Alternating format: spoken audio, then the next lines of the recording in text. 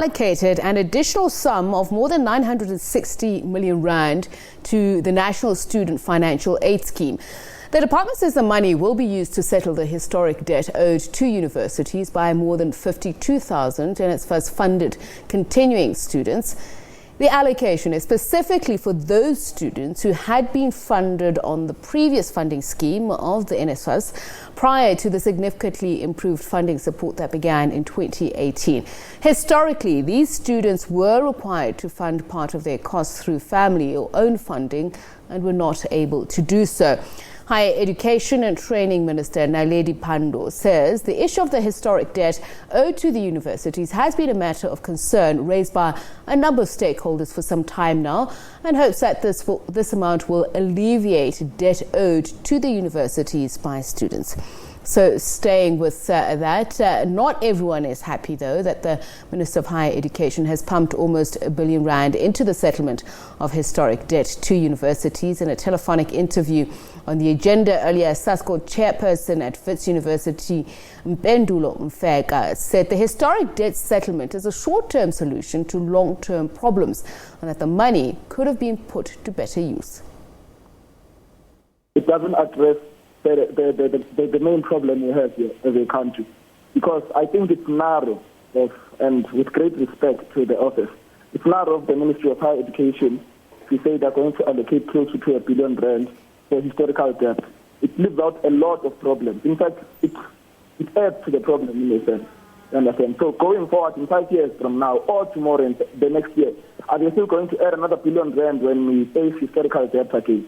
So secondly to that, it narrows the confines of our problems to historical debt, and it doesn't focus on the logical conclusion of what we've been calling for. It's not only the historical debt that we've been calling for, but the issue of free education in our lifetime.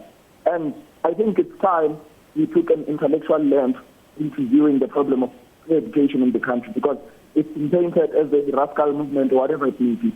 It would be an investment in the country's economy in 5 years, 10 years from now. The more workforce you have, that will contribute either intellectually, economically, or otherwise. Only then are you benefiting for your country. So I'm not impressed or enticed by the contribution of the R1 billion to historical debt. In fact, I find it even more problematic because it means the minister knows what part of the problem is. So part of the problem is not historic debt. The bigger problem we're fighting here is the issue of free education in our lifetime. And by the way, I must fight this. It doesn't really serve the student to pay historical debt at this point in time. What serves the student more at this point in time is the issue of free education going forward. So, okay, fine, yes, I owe in the past, but going forward, are these students who have been paid for from 2018 who owed debt, are these students going to come back into the system next year? So that's the question we should be asking, not the question of whether do they owe 5 years from now. Yes, it's a fundamental and it's an important question to address, but the foremost question is to say, are they coming back into the system next year? Will they be leaving that university, UCT, UK, Veren, and Limpopo with their degrees? So let's not make short-term solutions for long-term problems. So that's my initial reaction to the 967 million grant to student historic debt. So your initial reaction, of course, is then that the students aren't necessarily satisfied. How then do you think this money should have been allocated? Okay, thanks for the question. The allocation of the money should not have been necessarily to student historical debt. We must be well aware that there's a Vice Chancellor's committee that sits around the country of every VC. And the Minister of Higher Education sits in that Vice Chancellor's committee. Not only that, but whenever a decision has to be made by the Minister of Higher Education, now and then the Minister of Higher Education has a responsibility to consult the relevant stakeholders, being universities in this case. So what the money should have been allocated to is future funding. In fact, I think the money in and of itself is part of the problem. The money in and of itself should have been used to say, okay, look, going forward, how do we fund education in South Africa, higher education, free higher education in South Africa? Because it was pronounced last year by the former president, Mr. Jacob Zuma, but it's still yet to kick in. They call it free education, which I think is part of the problem. So the money should have been allocated to future funding and not historic debt. So that's the view of SASCO. So the massive additional funding to NSFAS, almost 1 billion rand to pay student historical debt to universities, is seen as controversial by some student organizations like the South African Students Congress, SASCO, as you've heard, but welcomed by the SAUS, the South African Union of Students. Earlier we spoke to the Deputy Minister of Higher Education and Training, Buti Manamela. The point here is that the department looked at how many students are we talking about who who qualified for NSFAS, but who also owed universities, and that's 52,000 students. Now this is not all debt that's owed to universities. So there are those students who were not qualifying NSFAS students who could not pass the means test. Those students will still have to pay, what they owe to universities. This is specifically focusing on working class and poor students based on the, criteria that has been set by the NSFAS. And what I also want to emphasize is the fact that we're not doing this for the first time. Sometime in 2016, about 2 billion rands or more was actually allocated to universities in order for universities to clear, the student debt. I think if you recall, during the fees must fall, one of the key issues that was raised by the student movement at the time was the fact that students being excluded precisely because they owe universities. So this is the second time such a payment is being made. An assessment will obviously be made in terms of the accrual of debt up until 2022 and means and interventions to be made as it relates to student debts of this particular students. What I also want to emphasize, which I think is very, very crucial, is the fact that those students who are owing NSFAS, who who have been in universities prior to this current dispensation, will have to continue to pay, what they owe to NSFAS. We are aware that there are those who have, already paid up some of their debt to to NSFAS, and we really congratulate them for that and thank them for that. But we think those who are still, owing NSFAS, let them continue, precisely because some of the money that has been collected is going to help to fund, the fee-free higher education. We think that that is important that we emphasize that. And I think as a result of this announcement made by the minister today, we will see thousands of students now being cleared to, to graduate, and some of those, studying without all these pressures that they are owing universities.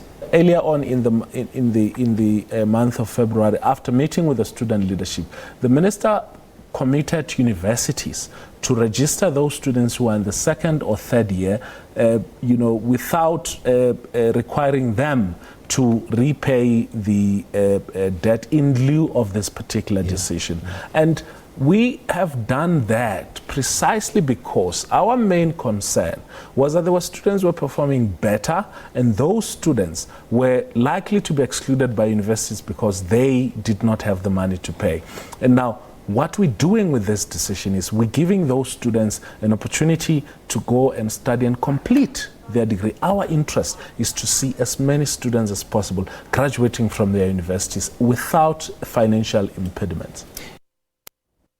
Right, for more reaction on the additional funding to NSFAS, we're joined now on the line by the Executive Chairperson of the National Youth Development Agency and NEC member of the ANC Youth League, Mr. Sifiso Mtsweni. A very good afternoon to you, and thank you so much for joining us. What is your reaction to this contribution to historical debt? Are you in support or critical of it? Good afternoon, Sifiso, and to the Deputy Minister. We welcome this move. It's quite a revolutionary step that was taken by the minister. Students have been calling for the scrapping of the historic debt for quite some time. In fact, year after year, we find a situation where students cannot register simply because they've got outstanding debt of the previous years. The fact that this particular decision will see over 52,000 students being allowed to register and to continue their studies, and many of them actually graduating this year without any debts. To us, that's a very big step, and we would like to congratulate and commend the minister and her team for this type of decision. And we think that it will go a long way in ensuring that it improves generally the lives of students for the better. And we sincerely hope that those students who are affected will take this thing in good faith and ensure that actually they complete their studies and do well. Okay. Now, Mr. Mtsweni, by the Deputy Minister's own admission, this is not the entire debt. Some would argue that it's a drop in the ocean because as of this year, 9 billion rand was owed, and this is almost R1 billion towards that debt. SASCO arguing that there should be a longer-term plan, that this is just a short-term measure. Your response to that? Yes, of course. We agree, but I think it's a step in the right direction. The fact that 52,000 students will actually benefit out of this, to us, that's a very big step. And we think that discussions between the student movement and the minister must continue to ensure that we ultimately reach, a situation where all the students actually, because historic debt, by the way, does not just refer to the debt of the previous year. There are students who are actually owing as far back as 2 years and 3 years ago. But we think that as part of resolving some of the challenges that we have been faced with currently, this particular move is a step in the right direction. And I think from where we are seated, we congratulate the minister, but we think that discussions must continue. For us, I don't think we should look at it as a glass that is half empty. I think we need to look at it as a glass that is half full. That for the first time, the government is taking the issue of historic debt serious, and this thing will actually set the students in good stead. So SASCO also arguing that really this is just only part of the problem. The problem is far bigger. And we saw that as evidenced by the protests we had at the beginning of the year. Students are saying it's bigger than just historic debt. There is student accommodation. There is additional funding required for students staying off campus for food. So in which direction should the discussions further be taken according to your view? Look, Sifiso, we've always been very clear that our position has always been that government must live up to the promise of ensuring that it provides free and accessible education to all students in the country. And we think that over the last 2 years or so, there's now a positive step towards ensuring that those particular things happen. Of course, these things can never happen without teething challenges that are there. But I think that some of the decisions that have now been taken, we now see that actually students today, they register for free without having to pay registration fees. Many students actually are enrolled into universities now up to the second year and are studying for free. Of course, there's a broader picture into this, because a student doesn't just become a student because they go to the lecture hall. Students must still get accommodation, they must still get food, and I think that discussion is currently happening. The other important question that's been raised is, does this also mean that those who have now received these monies will be able to register again come the next financial year? But also, secondly, there's the issue of subsidies to universities, which per capita GDP continues to decline. Shouldn't government invest more money into shoring up universities so they don't have to hike up their fees so much? Well, I sincerely agree, but I think also universities themselves need to come into the picture, because part of the studies that we did, we find out that many universities actually have got billions and billions of rands in reserve.